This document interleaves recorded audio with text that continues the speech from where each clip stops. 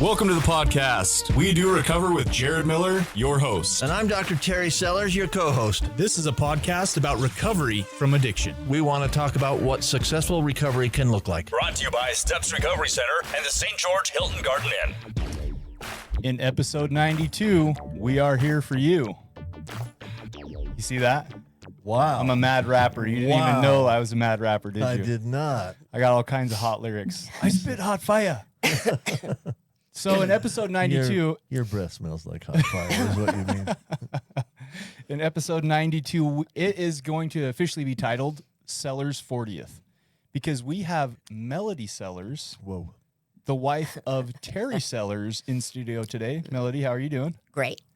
Thank you so much for coming on here. You bet. And before this thing got started, I was kind of cracking jokes at Sellers, and I'm going to try to get Melody to join me. Oh, for We're going to sure. give you a hard time. That's fine. But we're going to do that in part 2. However, let me tell you this. She knows where all the bodies are buried. That's the problem. It's true. We might be in trouble here. We might be. So we're going to get to how they made it to 40 years married in the second part of this. We want this thing to be recovery related. I mean, that is kind of recovery related. You wouldn't be married for 40 years if she hadn't stuck through your active addiction and No question. supported you in your recovery. So Right. When we were married, I hadn't really used drugs I hadn't used drugs at all when we got married. So all of my drug use occurred during our marriage. yeah, you were like a sacrament passing, mission going, Kind of guy. BYU LDS boy. Yeah. Yeah, fantastic. Still am. For sure. Just with a little bit of, I just took a sidetrack, took a detour for a minute. All right. Before we get to that, though, we got some recovery news stuff we're going to get to. Episode 92, part 1, is brought to us by our sponsors, Steps Recovery Centers. Steps Recovery Centers is here to help you or a loved one get help as soon as you reach out. Reach out by calling them at 801-800-8142 or go live chat with somebody on their Facebook or on their website. That's stepsrc.com. We appreciate them sponsoring this podcast. Yes, we do. Steps is good to us, and we appreciate their sponsorship. Love them. Yep. Love them. All right. So You might happen to work there. Yeah, I All right. do. Good. Yeah. I work there as a substance abuse counselor, and I love them. They treat me like family. I mean, Good. I told you, like, for me and Mandy's 1-year anniversary of being married, they paid for us to go to dinner. You know, like, That's nice. yeah, sometimes, like, when I have heavy weeks, if I have a lot of assessments I have to do or multiple, new clients, like Ty or Paul, call and say, hey, man, go to dinner, send us the check. Like, just out of the blue stuff, That's cool. just, they really do treat you like That's family. You really can tell when nice. somebody actually cares, right? Like, Yeah. that's why I love them. So I'm a Cool. Steps guy. Yeah. Well, let's get to this. What are we doing? Are you sure? First of all, hold on.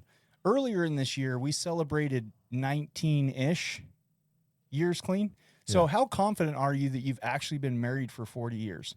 And how much of that answer is based on Melody keeping track of the time versus you? Like, is it 39? I don't know what you're talking about. Is it 25? Do you know? Do you know it's 40? Yes. I do. It does. August 14th, 1982. You better not screw that one up, bud. I got it. So it's not quite 40 yet because it's August 14th, but we're down here. I brought Melody because we're celebrating our 40th this weekend, and so we just came down to Have have fun. a little fun and wander around. Are you having a good time so far, Melody? Yes. Yeah. Awesome. Great time. Been good.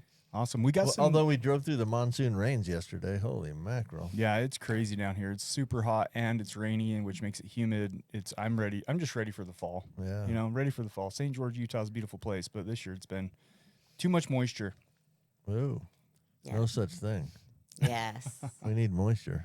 So listen, we got some things that you were wanting to talk about today. There's some stuff in the news. Well, yeah. So today's episode is going to be a little. It's gonna be a goulash. Yeah, we're going to mix it up a little bit. It's stir fry. It's goulash. It's Podcast mashup. smorgasbord. It's whatever it is, right? We had a little bit of a plan earlier of having a guest on, and the guest couldn't make it this week, so we're going to do that at another time. And so we didn't come up with a totally great plan. Like a lot of times we know exactly what we're doing. Mhm. We didn't know exactly what we were doing like 30 minutes ago. So However, I'm super excited that you brought Melody down though, because I remember last year on your guys' 39th anniversary, we went to dinner afterwards, right. and I stood up in front of everybody, and I was like, "Hey, you remember that? Yeah, I Out on the do. patio." Like, let's all congratulate and help celebrate. And we talked about how we should do this next year. And it's What- just cool that we're actually doing this year. Where was that? Cliffside. Guess where we're going this year? Cliffside? Yeah, for sure. Awesome. Cliffside Saturday night. You're Guess what I'm gonna be You're doing? invited. Everybody, excuse me, please let me have your attention.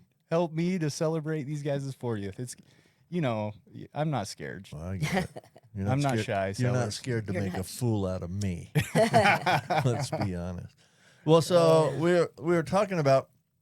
I've run across a couple of things this week in news stories and such that I think are interesting, and I wanted to just bring them up. And we might do a little bit of this in future podcasts of having just a quick 5 or 8 or so minutes talking about an article or a news item that I saw or that you saw. The first one was, and you've come up with some other ideas along this thing, but the first article I saw was a recent sort of uptick in doctors being assaulted or killed because they are withdrawing opiate pain medications from patients. Withholding. In other Yeah, words, they're so- refusing to prescribe. Right. So we're getting a whole, because of the giant opiate epidemic, which is killing tons of people, we're getting a lot of pressure as physicians to cut back in how many opiates we prescribe. And it's always been the case that opiates are not a great long-term pain solution. Like for chronic pain, they're just not very good because all kinds of things happen, right? You develop tolerance. So the amount you initially got prescribed aren't working anymore. So you got to have more and you got to have more and you got to have more. And then eventually you get to this point where a doctor says, I can't prescribe you that many pain pills. Like that's too many. The Division of Professional Licensing is going to come down on me. So doctors at that point will maybe start refusing to prescribe pain pills to patients, and particularly the ones that look like, they're coming back for early refills. And there have been multiple recent cases of doctors either being assaulted or actually killed because they tell patients this stuff, because they say, I can't do this anymore for you. Which is a tragedy, right? Because Super nobody tragedy. should feel like they're in harm or in danger because they're trying to do the right thing for somebody. Right. But let's talk about that for a second, because I think back on like my journey, right? My story, it started off with pain medications I was getting prescribed by a physician. Sure. And then, I started running out early. I started doing the dog ate 'em. I started doing, the gamey stuff. Right. I- Dogs never eat thyroid medications, by Right. the way. They only eat pain pills. Yeah, we've talked about that for Yeah. sure. However, once I got cut off, right? Once my doctor was like, "Look, I'm not doing this It's no more." ridiculous, Right? right. Like you're don't come back to my clinic. I just turned to heroin. And with fentanyl pressed pills these days, that's even scarier. Why is it physicians, here's what I'm getting to. Why don't they refer out to treatment, to care, to some type of clinic, or you know what I mean? It just seems like if they cut you off cold turkey, I mean, you still have the problem. Sure. You still have the physical dependency. Sure. Is that something that you see physicians talking about with their patients? Like, hey, this is getting out of hand. Let's refer you to, I mean, I don't know. What does that look like? Yeah, I agree with you. I don't think it's done enough.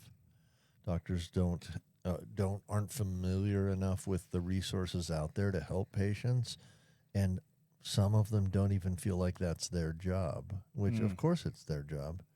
I think that one of the things that I've never really apologized for is I think doctors are definitely a part of the problem. Like, we're not the entire problem. There's no way that we're the entire problem, but for sure we're a part of it. We've got to be a part of the solution if we're part of the problem. So yeah, doctors aren't very familiar with resources and don't even feel like it's their job to refer that out. So I don't see it happening very much. You don't see a lot of doctors that are telling patients, hey, you're going to have to go to treatment, which is a doctor's responsibility. Yeah, or hey, let's switch you over to an outpatient clinic. They can prescribe Suboxone. Like, if a doctor's going to cut somebody off because they think that their use is out of control, or it's making them nervous, instead of just cutting them off cold turkey, they really should refer out. I mean, that's just professional practice. No question. Yeah. No question.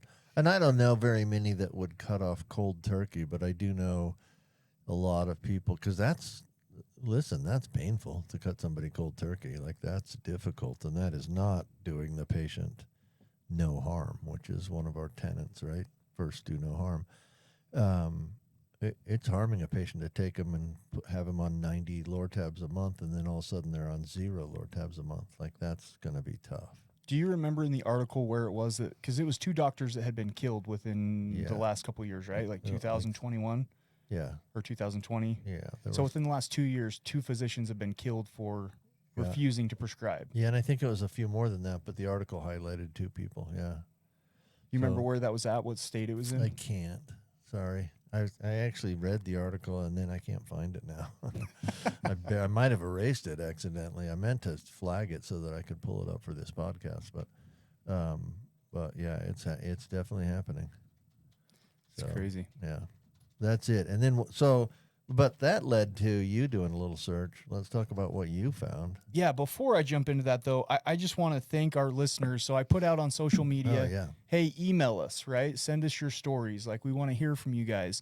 I know a lot of people listen to this outside of the state of Utah. Skype is always a little rough. I mean, we try to accommodate it, but we can't do it for everybody. We can't be doing a Skype podcast every week, right? We've done it. It's a little difficult. Yeah, I mean, it's just There's a delay, and the it's a audio little is not very awkward. good. Yeah. Yeah. So here's the thing. We really want to hear from you guys. If you have a story of recovery, please reach out to us. Send us that either on our social media by sending us a direct message, or you can email us. Email us at We Do Recover with Jared Miller, the title of this podcast, at gmail.com. So I put that out there like last week. One of the emails I got is from Sean Smith. Hey guys, my name is Sean Smith, and I have been clean and sober for a little over 9 years. Recovery has saved my life, going from basically homeless, a rock bottom addict, to where I am now, married, homeowner, great job, great friends, and family relationships. Life is pretty darn good, and I would be honored to share my story with your audience. Sean, thank you so much. Thanks for taking the time to write us. Yeah, that's cool. I wrote him back and said, "Hey man, we're gonna be talking about you on episode 92. Where are you from?" Right. So if you write in, let us know where you're from, how you heard of the podcast, all the stuff. We want to hear it all.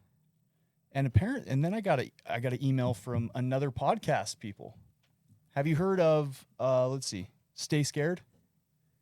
I think I have. Yeah. So this is kind of wild, right? Because we do a recovery podcast, and they do like a scary story podcast. Oh. But I mean, I figure we got some pretty scary stories, right? Oh, Like, for sure. so let me read it. Hey friends, my name is Maddie, and I just recently discovered your recovery podcast. The work you're doing is awesome. I'm one of the co-hosts on Stay Scared podcast, and Millie is my co-host as well. If you ever wanted to collaborate and have each other on each other's podcasts, please let me know. We can set up a phone call to talk about it beforehand. We would love to meet you. So that's kind of cool. I love that. Yeah. Yeah, that's pretty cool Yeah. for sure. So again, listen, if you have a story of recovery, if you want to reach out to us, send us an email at WeDoRecoverWithJaredMiller@gmail.com. I appreciate those people that took the time to reach out. The article that you're talking about, Sellers. I think I found it here. This is the one from Indiana you're talking about? Doctor was killed for refusing Yeah. to prescribe opiates. Yeah. What? That's the one you were talking about, Sellers. I think so. Yeah. So What, 2017. is that from the Washington Post? Yeah. Yeah. So it looks like it was a murder-suicide Wow. for Yeah. a doctor not prescribing. Yep. Yeah. Craziness, isn't it? It's scary. Yeah. Really scary. But I mean, to be honest, I kind of hate that kind of like media stuff because that's what gives like substance abuse a bad name. For every one story where somebody eats somebody else's face off, or, you know, Miss America turning to alcohol and throwing her life away, or, you know, right? Like there's hundreds, thousands of stories where just people are desperate to get help. Sure. But we like to sensationalize this stuff and make it seem like, oh, because somebody's addicted to drugs, they're out eating people's faces and throwing their life.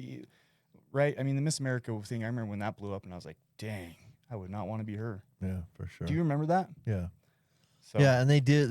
The media loves that because it's a really sensational story, right? You got this famous, beautiful person who is now suddenly her life is in shambles, and we're gonna do an episode on that one specifically. yeah, we might. Let's do some research. Yeah. I would love to do that one Yeah, we could do because that. that was big. That was like all over the news. Do you remember that, Melody? Yes. Yeah, Yeah. that's craziness for sure. The media just loves that kind of stuff, though. The everyday stories of Sally's life was going to heck in a handbasket, and then she turned her life around. That's just not as cool a story. That's what we're trying to do on this podcast because we don't see enough of it out there. Like, Right. we want to highlight stories of people who have become successful since they got clean and sober and turned their lives around. And that's kind of been the theme of the podcast, is to sort of highlight people who are doing really well now, when sometimes you hear all these sensational stories of people that are doing so poorly that that's all people think, that that's all the public thinks of people with addiction issues is, oh, look at them, they live under a bridge. I think that that's the thing that drives me crazy about the stories that are sensationalized, is it fuels the stigma.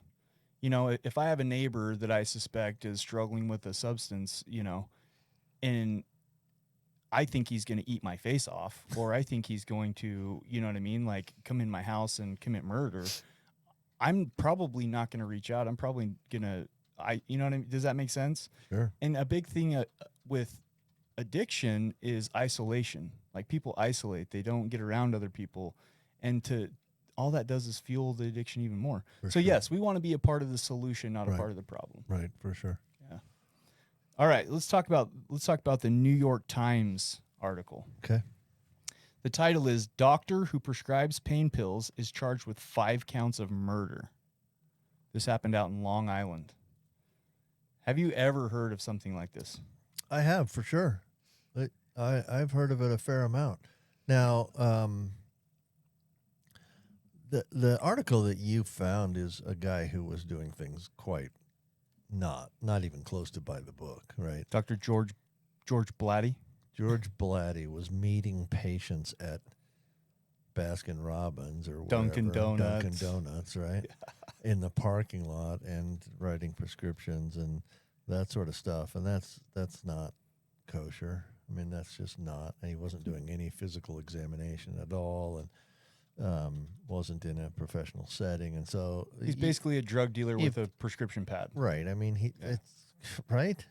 I mean, where do you meet your drug dealer? I never had one because I had different access, but you meet your drug dealer in the parking lot someplace. Yeah. And you get in his car, he gets in your car, whatever happens. And that's kind of what this guy was doing. And so him being charged with murder if he prescribed opiates to people that died, I can understand that.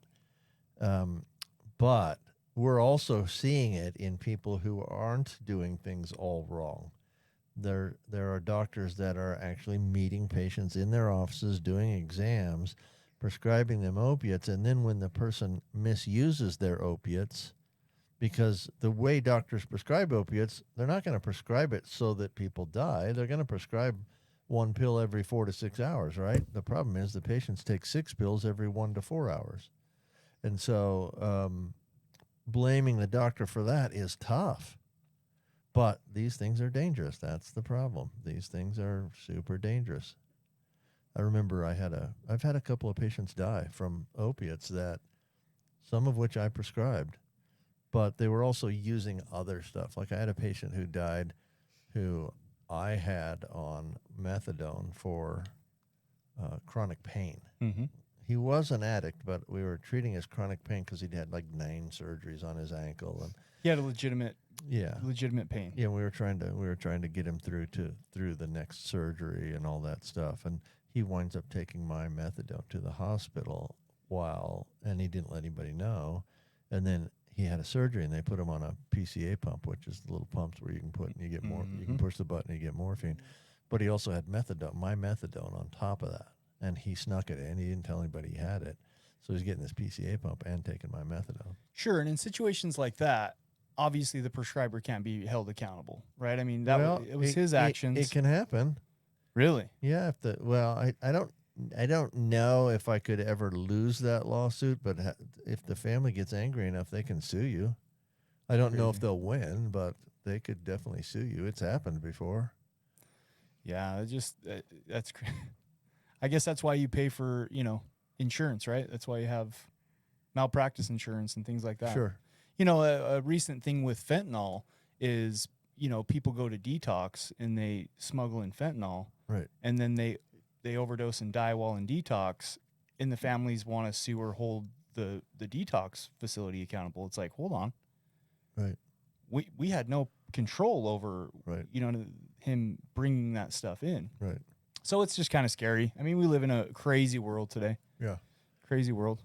This guy was charged with George Blatty. Blatty was charged with 5 counts of second degree. Where's that at? Sorry. You're all right. He pled not guilty to 5 counts of murder in the second degree murder and 11 counts of reckless endangerment. Wow. The prosecutor has a quote here, basically saying that his prescription pad was as lethal as any murder weapon. Yeah. Well, gotta be So, careful. so the pen is mightier than the sword? Oh, hey, look at that. In this case, it sounds like it. In this case, it sounds it's almost like like you coined a phrase there, Sean. I thought of it myself. Yeah, you should make up more phrases. They're good. Another thing that I wanted to go over in this article that I found was really cool is it says in 2011, 88 doctors faced drug-related criminal charges. 2011. In 2011, 88 of them. Yep, civil lawsuits or medical license suspensions. In 2019, that number was 477. Yeah. So it went from 88 in 2011 to 477 in 2019. In a way, that kind of relieves me, though, because we've gotten to this pandemic because of just kind of the laxed, Mm-hmm. nonchalant, Mm-hmm. right? I mean, Yeah, you when you hear that, you look at what's the cause of that, and the cause is it's multifaceted for sure. It's not just that doctors are prescribing more loosely; it's also that there's much more enforcement of people that were prescribing loosely before not getting charged, and now they're just kind of cutting down on that a little bit and enforcing it a little better. so I mean, in a way, I guess that's a good thing. You know what I mean? It's good that they're really starting to enforce it and they're starting to monitor it, and that just means less opioids out there getting Sure, bought and sold illegally. sure, absolutely. Sweet, Yeah, I got one last topic. We got a couple of minutes left. perfect, man. This is The last topic is that I wanted to bring up is I read a news article that there is not a single state's like in Utah we have what's called the Division of Professional Licensing. They're over everybody that has any kind of license, right? yep. So they're over doctors for sure, and there's no single state professional licensing division that allows doctors to continue to practice medicine if they're taking Suboxone. On the other hand, most authorities and most governmental agencies are pushing us to put more and more opiate addicts on Suboxone long-term, even for life. And yet, if you were a doctor, But if in you're a doctor, recovery you can't. yourself, Right, you can't work like that. But you can. Other people, they're trying to force you to make them work like that. Like, why do you think that's that a is? weird double standard, don't you think? Oh, for sure. Like I think that's because of what we know to part of that is because of what we know to be true. It's an opiate. It goes into your brain and it affects your brain regardless of what people say. And the proof of the fact that people believe that is they won't let doctors practice like that. Doctors are making life and death decisions every day, and you don't want an opiate in their brain most of the time. So it does impair you to some degree because it has a partial agonist, right? Right. And a partial antagonist. For sure. But that partial agonist does activate the brain, and you are a little bit under the influence of something. You ever run a group with somebody that's on Suboxone? Oh, for sure. Sometimes they're nodding off in group. You Yeah, can or tell they which can't. ones have it. They can't even respond to the context of the group discussion, Right. right? Do you know what I'm saying? Yeah. Like you'll be talking about resentments, and they'll just off the wall talk about, mom or dad. Right. Or I guess that could be a resentment, but Could you be. get what I'm saying. But Like They'll talk about the Ferris wheel that Right. were on yesterday. right. Yeah, Yeah. no question. So I think it's a weird double standard for sure, and it shows that we're not in this country there is a difference of opinion, and it's not a settled issue for sure. I do think that there is a place for Suboxone, though. Well, Different no question. topic, different no day. question. Yeah. All right, we're about out of time, so we'll be back shortly after this break and a word from our sponsors. You are listening to We Do Recover with Jared Miller and co-hosted by Dr. Terry Sellers. We'll be right back after this short break with more of We Do Recover with Jared Miller, sponsored by Steps Recovery Center and the Hilton Garden Inn. I'm Desmond Lomax, one of the clinical executives here at Steps Recovery, and once you become of the Steps family, you're just a part of the Steps family. A lot of us have overcome substances, overcome addiction, and now we're able to help other people. Second of all, we're also going to help you in a way where you can afford to be helped. Third of all, we're going to give you the same quality that many organizations are charging 2 to 3 times, and it's more about you than it is about our organization.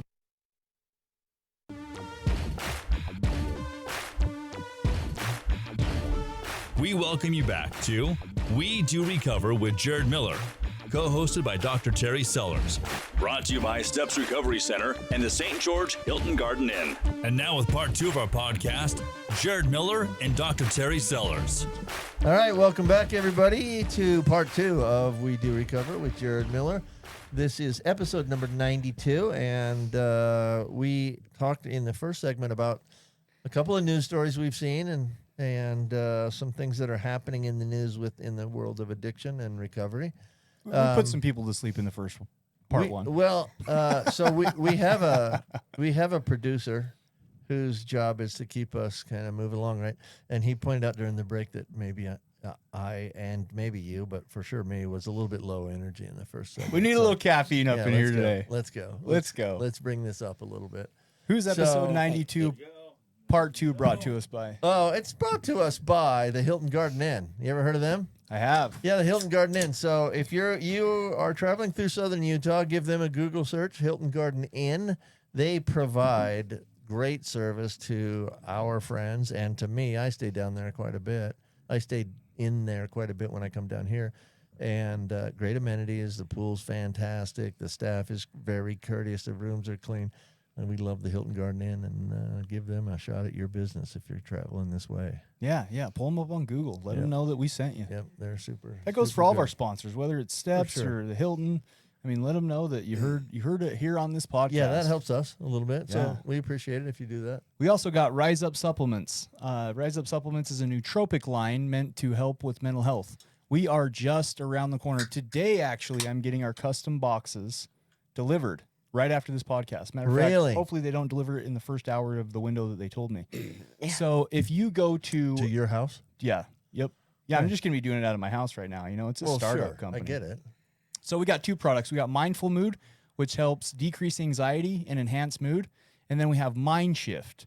Mind Shift is something I'm super excited about. You've heard of like Alpha Brain, right? Or like True Brain. It's a really strong nootropic, almost like a ADD Adderall, you know, like a herbal. It helps with like drive and focus and cognitive processing, higher verbal IQ type stuff. So super excited for the Mind Shift that we're Sweet. coming out with. Yeah, so go to Rise Up Sups. That's RISEUPSUPS.com. And order, subscribe, get yourself some stuff, try it out. Sweet. If you don't like it, you can return it within 30 days. Both of them are 30-day supplies. I'm going to try it out. Yeah, Yeah. absolutely.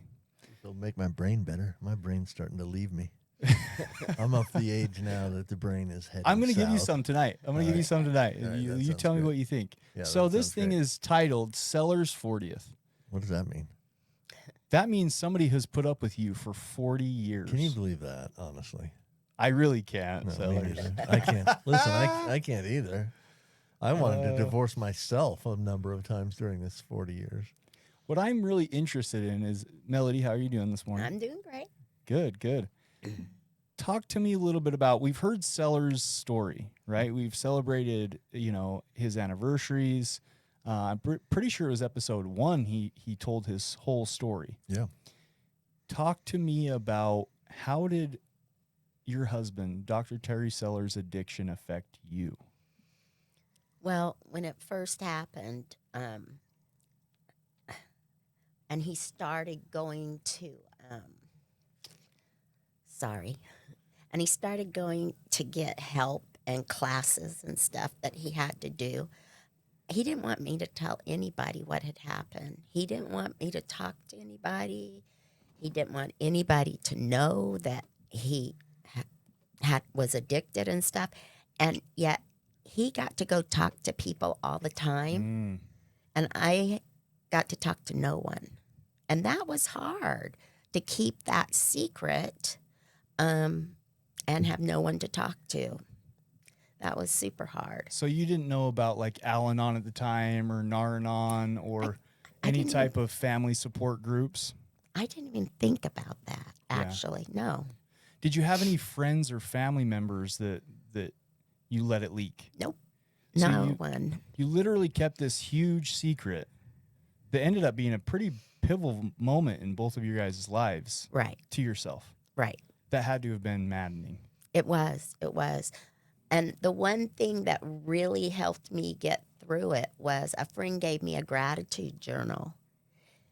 And every night I would write at least 3 things during that day that I was grateful for. Even during this terrible time, there are things that you can be grateful for. And that really did help.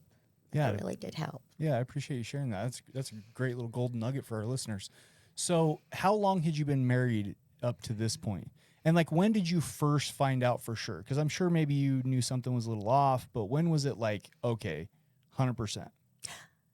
When the policeman came to the door and knocked on the door and wanted to, I answered. yeah, he answered. He said, I'd like to talk to your wife about this prescription that she got from Dr. Wallentyne.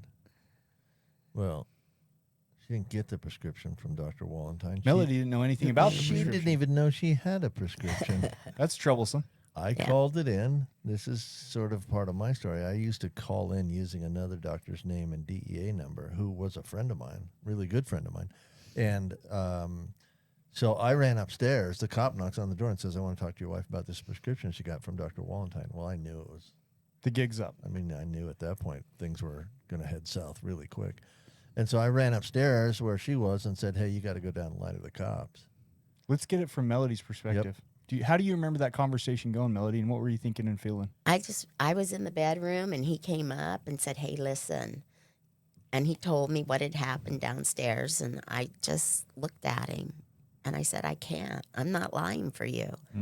Because lies tend to, they catch up on you. And the truth eventually comes out.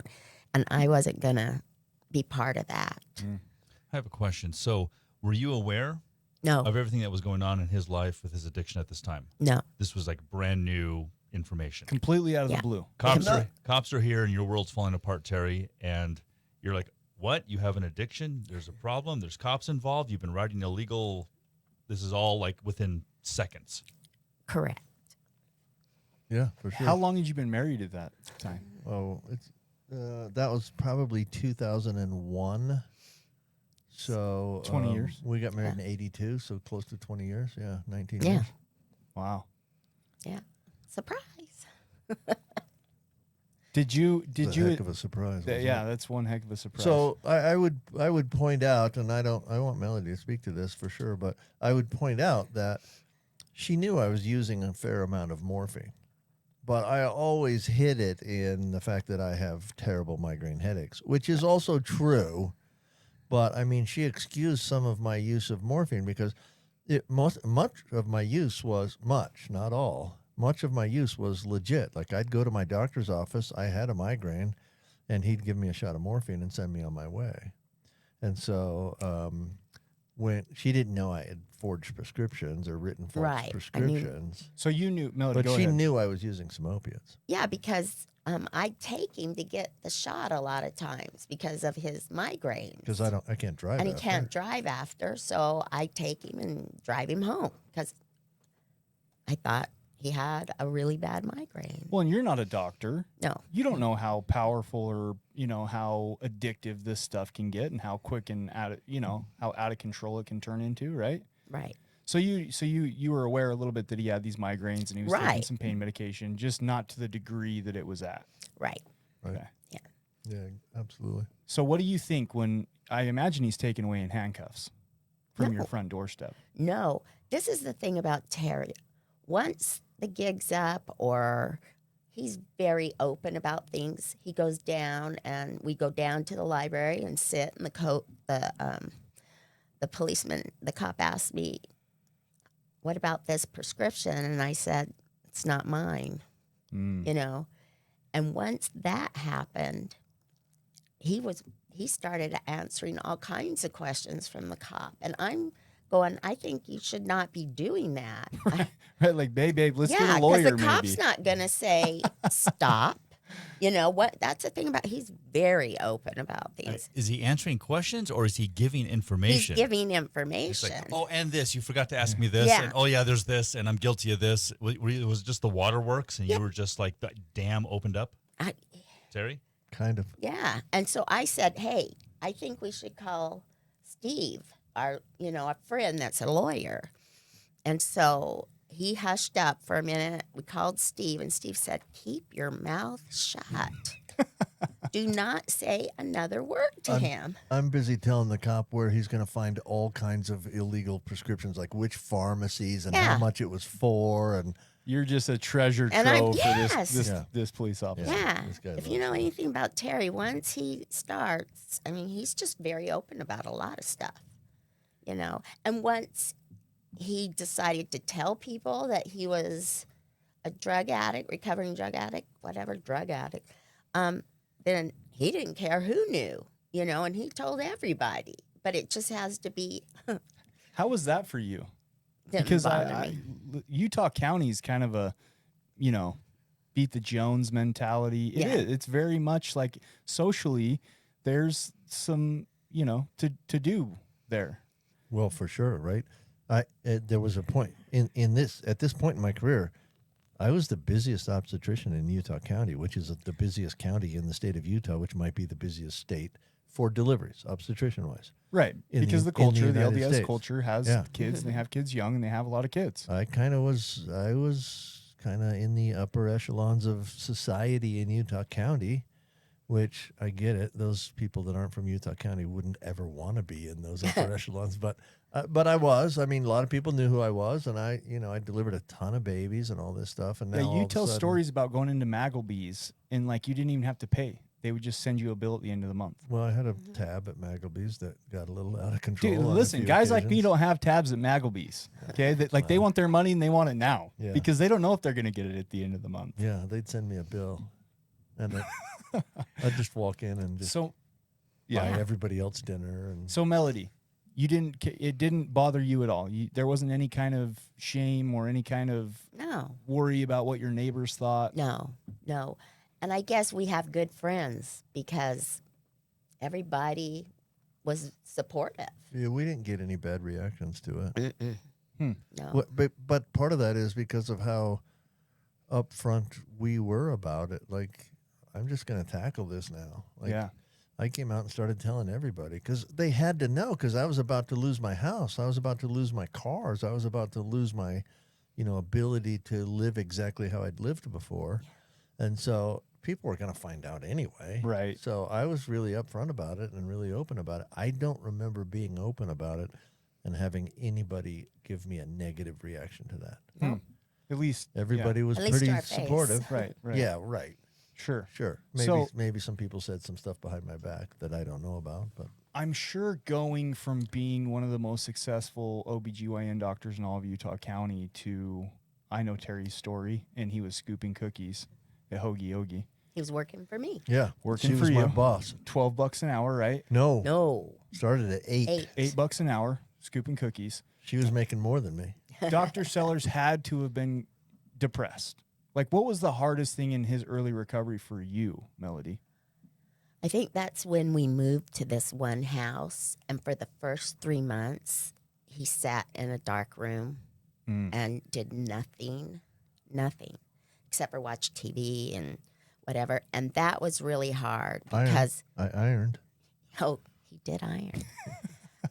Because You want a star? I'm going to, yeah, I'm going to work and that's great. I'm happy to help, but we weren't making it Right. financially. I'm sure And- emotionally too, right? Because he's in the Oh. basement ironing clothes and watching TV. Yeah. And I finally, We can laugh about it now, Sellers. It's okay. and I finally No, it's said to It's him, kind of painful, actually. But it's okay. Like, Yeah. I'm not. and I finally said to him, I'm sorry, but you have to stop just sitting in this room because we are dying, you know. And he did. Got up and he started doing. Was it like an things. ultimatum though? Was it No. like no? No, I don't remember it being. Was it? No. You weren't I about to just- kick his butt out? No. Oh no. I love No, no, Melody. no, She's no. so sweet. I don't know how Whoa. you got Melody. I know, right? This is Yeah. why I'm No. still married. You can't find people this good very often. So, yeah, I just said, you know, we need help, and I need you to get up and get out of this room. If I may ask, okay, so being a doctor's house, there must be a level of financial lifestyle that you guys were comfortable with. I'm assuming being a popular doctor and whatnot, and then all of a sudden that income is gone. Oh, no question. So What are the numbers? You have the numbers. You know the numbers. You went from making X to making X. What are they? I made my last full year of practicing medicine. I made $577,000, and my first full year of not practicing medicine, I personally made $18,000. So that $500,000 a year, that was a lifestyle of comfortable car, comfortable house, comfortable and then boom, gone.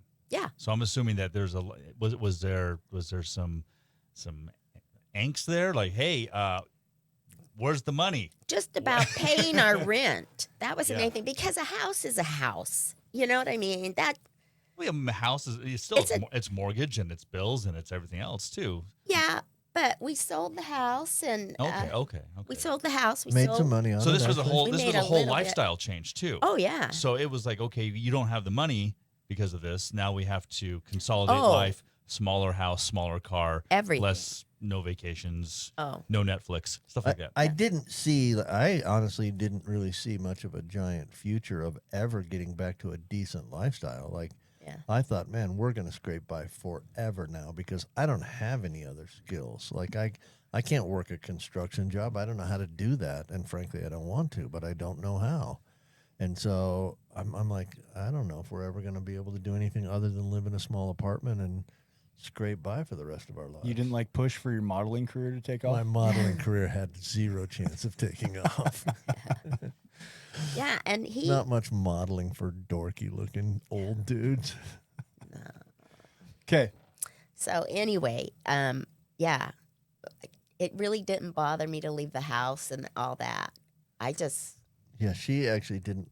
that just doesn't bother me. We were living in a beautiful home. It was 8,000 square feet, and it was just lovely. And that You were driving a Porsche, weren't I you? adored that more than she did. Oh, Right. She didn't need that. She is happy with anything she can get. Was Terry a good worker? oh, he's excellent. Really? He's- I can't picture Sellers No, scooping cookies. You're a He means in the cookie oh scooping. Yeah. yeah. Bull, Yeah, we had- bull. I you were got good. in cookie dough. You know fights what? I more think often. I Yeah. think if I was Terry's boss and we were scooping cookies, he'd be eating more than he'd Oh be well, scooping. he ate some. Yeah, I mean, no doubt about that. And we had a group of people, kids, Oh, and we had fun people. we had fun people, and we had a lot. I actually of had fun at that Yeah. job, honestly. It really super was. not taxing on my brain at all. No stress. Yeah, just Yeah. no stress. And we had a couple of people that worked for us that worked for her. I shouldn't say us because I worked for her. We had a couple of guys that had defected from Cuba Right. that were on the Cuban national volleyball team, and they were coming to play for BYU. And they were these. One guy was 6'8" and one guy was 6'6", and one guy barely spoke English, but they were just funny. And we Funny guys. still keep in touch. You know, they were like our We had a good time. kids. We Yeah, had a like really certain good time kids. with them. Well, yeah, I mean, I can imagine, right? Your wife's your boss, so it's not like she's going to get too mad at you. She's the Oh, sweetest no. lady on the planet. Right. You're We had good working with times. illegals from Cuba that were smuggled over here in crates. Right. Just kidding, I don't know, but Right. you know, fun dudes. You're high on sugar because you're eating so much cookie dough you could throw up, right? Like I get it. I totally But get the the good scene. news is I wasn't high on anything else. at that Yeah, point. exactly. Okay, so Melody, Yes. Terry comes home one day and he says, somebody's offered me a job working at a treatment center. What are your thoughts? I'm like, heck yeah. I mean, do whatever you want to that will make you happy and bring us some money, you know? I mean, he did several different jobs before it got to that point. Okay. When you knew that this was going to be a career for him, was it like a,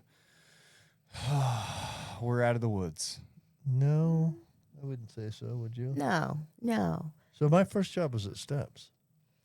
Right, but I just mean like once you found out that you could My get your first license job like back, that. Oh, Yeah. like That was it like, made okay, me we're going happy. back to doctor status again? Because for those of people that are listening, Dr. Sellers was an OBGYN. He lost his license for a while. Then he got his license back to practice.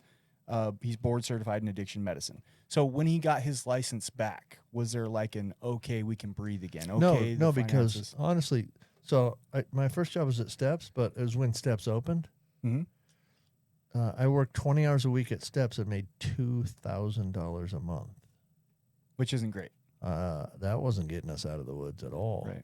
I'm not a doctor and I make more than that. Right. luckily we were living with my parents. I mean, that's a thing that Yeah, at that happened point, we too. moved in with her parents. We lived with them for several years. Wow. But Melody, there had to be some kind of like hope, right? Because Oh, he's now yeah. got a license. He's a physician again. Oh, I was thrilled about that. He worked so hard to get that back. I mean, he worked super hard. I was super proud about that. But yeah, it was good. It felt good. Yeah, when I say I made $2,000 a month, I made $2,000 a month for 5 days. Because 5 days into the opening of Steps Recovery Center, the clinical director quit.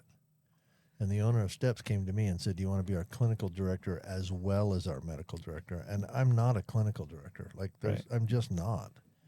And so I said, "I'll do it for a minute, but you got to be actively looking for another clinical director." So he doubled my salary to $4,000 a month. Now I'm working 60 hours a week to be clinical Oh, yeah. director and medical director. Oh yeah. And I'm making $4,000 a month. Yeah.